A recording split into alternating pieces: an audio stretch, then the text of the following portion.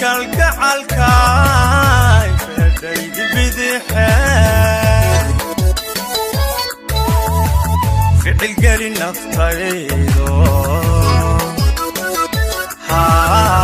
ficil geli naftaydo fursad yaan laga helin